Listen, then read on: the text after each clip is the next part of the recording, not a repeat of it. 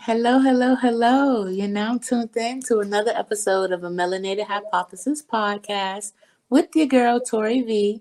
And it's Friday, so you know what that means. We have another dope guest with a dope perspective. Ernest, thank you for joining me. Can you introduce yourself to the collective, please?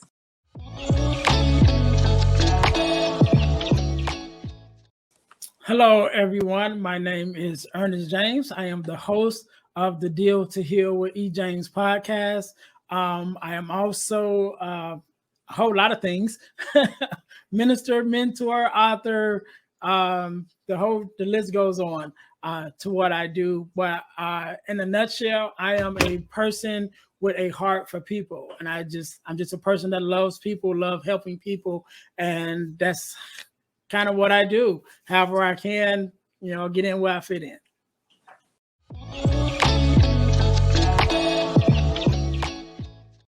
But you do learn that there are some people that don't want help for various reasons. Some people don't want help because they get a certain kind of attention when they're in victim mode. You know what I mean? So as long as I play the victim, people come to my rescue. As long as I play the victim, people come to help me. And I don't really have to do too much. I can just say, oh, I'm so hurt. And then not everybody is catering to me. And some people like that attention. So if I come and I'm trying to help you, let me help you get better. Let me help you get on your feet. Let me help you get stronger. No, I don't want that, because that means now I got to do all the work. You know what I mean? So you find those people that for various reasons that don't want to be helped.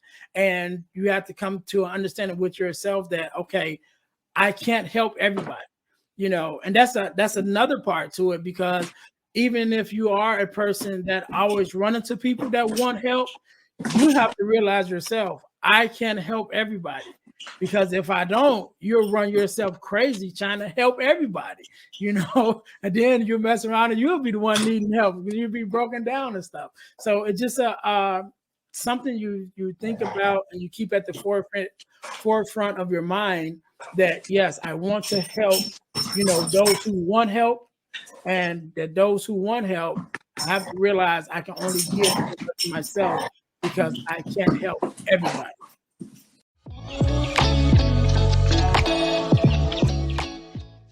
So I kind of want to switch gears a little bit and kind of talk about how you got into that. So with the fatherless daughters, what happened was I was married at the time, and I was married. I think we were 10 years married all together, and like right in the middle, we started having some issues between me and my wife. And what I realized was some of the issues that we were having was a difference of opinion due to a difference in our upbringing. Because I was raised in a two-parent home with my mom and my dad. She was raised from a single mother home. And so there are different dynamics in our upbringing. But realizing that and dealing with her, and I started thinking about it, and I recognized that every woman I've ever dated has been a fatherless daughter, and once I realized that, I was like, okay, for whatever reason, either they're attracted to me or I'm attracted to them. But now I'm in this place where, again, going back to help, since I have a connection with fatherless daughters, what can I do to help them? What can I say to help them?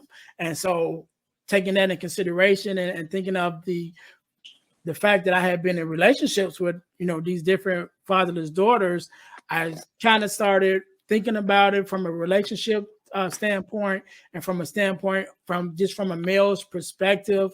And so I went to Instagram, and I just started sharing my opinion, on fatherless daughters, and, from a male's point of view, different things that will help them in life, different things that will help them in relationship. There's an array of fatherlessness, right? Mm-hmm. And it doesn't necessarily mean that your father is not present, right? Or a father figure is not present. You still can feel fatherless, even if it's your biological father that's he's in the home, but he's not emotionally available, right? And so he's not interacting with you, on a daily basis, giving you those values that he should give you. So even though he's in the house, you still can feel like a fatherless daughter. So there's a whole array starting from that, which is a father or father figure. And I would say father figure when I'm talking to fatherless daughters, because if you have a male father figure, it can help you not necessarily grow up with having quote unquote daddy issues, right? Even though he may not be your father, but he's a father figure, which he's still giving you those things that you need as a father. And so you grow up without having these deficiencies that you're trying to make up for emotionally,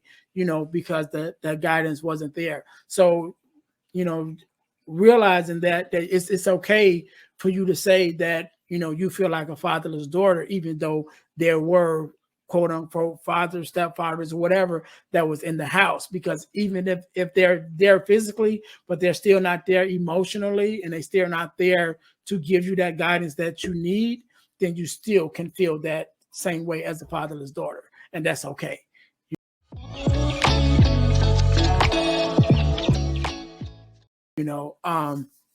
Yeah, and I just finished actually my first ebook, and it's called The Four Core, which is the four core values that every daughter should receive from her father. And it talks about the debate. Fathers give you a whole lot of stuff, but at its core, there's four values that a father gives a daughter that adds to her self-worth, where she begins to know herself and learn herself. One is guidance, right? And so guidance can go far beyond just saying what's right and what's wrong.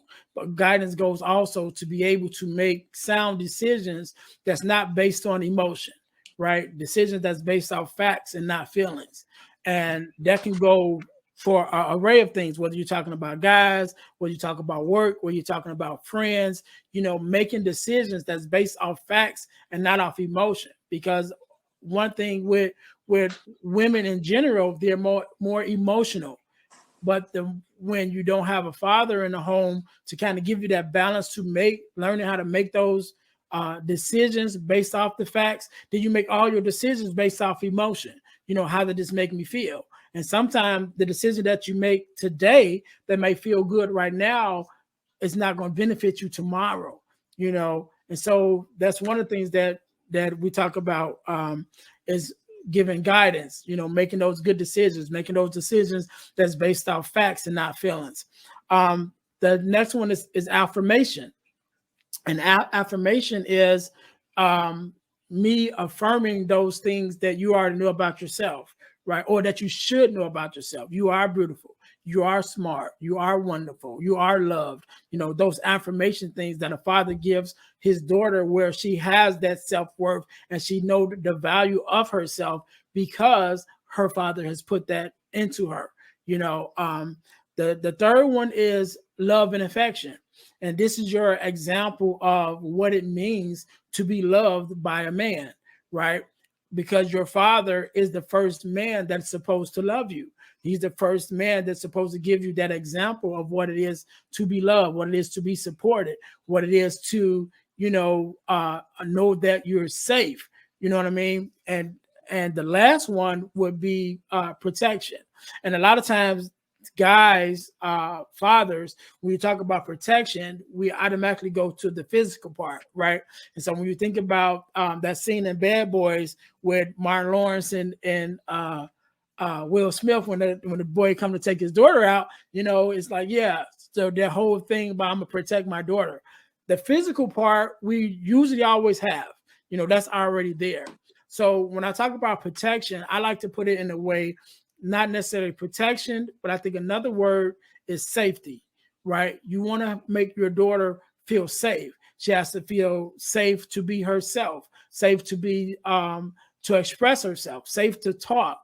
You have to build that safety where it's okay for her to be who she is. It's okay for her to express herself, right? And then you have to build that in her so she knows that, because as she gets older, there will be people that will come into her life that will try to shut her down, that will, don't say this, or, don't talk, or whatever, and control how you express yourself.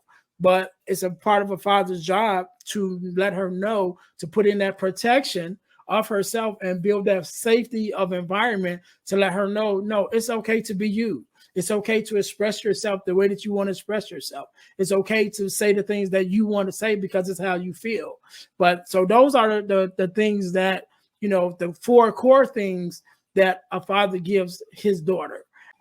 Men need to know that they should be giving to their daughters, Mm-hmm. So it kind of goes both ways.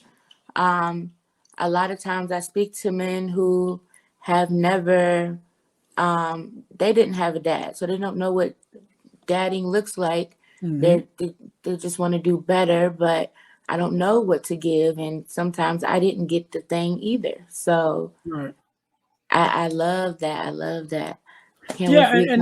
and I kind of explain it that same way. Like it's for fathers and daughters, right? It's the 4 core. It's the core values that either as a father that you should be giving to your daughter, and as a daughter that she should be receiving from you. But again, sometimes the fathers don't know it either. So it's a resource for fathers and daughters, either one, whether you're the father and it's like, okay, I don't know what I'm supposed to give to my daughter. Okay, give them these core 4. Start here. It'll build, you can build on that, but at least these 4 you need to be given, to your daughter. And as the daughter, it's the same thing. Maybe your father doesn't know what he should be giving, but if you know now, okay, that he should be giving me these, then I can ask for this. You know what I mean? I can say that, how do, you explain this to me? You know what I mean? Like, I don't know if you want to, you could just be direct and just be like, okay, look, you should be giving me this. You know what I mean? Read this. This is what Ernest said. You know what I mean? Or you could do it in a roundabout way and just ask for it, kind of pull it out of them, because sometimes the fathers didn't have that same example. And so sometimes you got to pull it out of them too, because they don't know that it's in there. What does it mean to love? Well, this is how I think it means, Dad, and this is what I need from you. And now that you say, okay, I need this from you, now he's looking within himself to say, okay, this is what my daughter needs. Let me find it within me so that I have it now to give to her. So it works on both ends of the spectrum.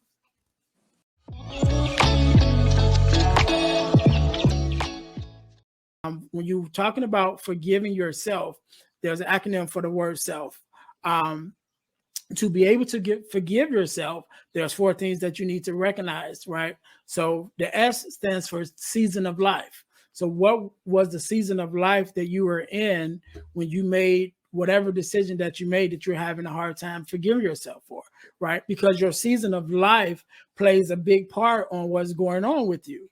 So if you're in a season where you're struggling financially, that's going to dictate some of your decisions. You know what I mean? So what season of life were you in? The E, what was your emotional state that you were in when you made this decision? Because my mom passed away some years ago. And so when my mom passed away in that season, dealing with that hurt and that depression, I may have made some emotional decisions that didn't benefit me down the line. But if I recognize that, okay, I was in a bad emotional state, then I can forgive myself for that, right? The L stands for limited information, because a lot of times we make decisions depending on the information that we have. And sometimes we don't have all the information. So it's easy for me to say, okay, I'm gonna go do this. But if I don't realize that, okay, the information I have may be A through C, but what about D, E, F, G? You know what I'm saying? I don't have the rest of the information. So I make this decision based on the information that I have, but because it's limited information, then I don't have, I don't get the result that I want. And then the last one is F. which is just forgiving yourself by knowing that at the time that you made that decision, you were doing the best that you could.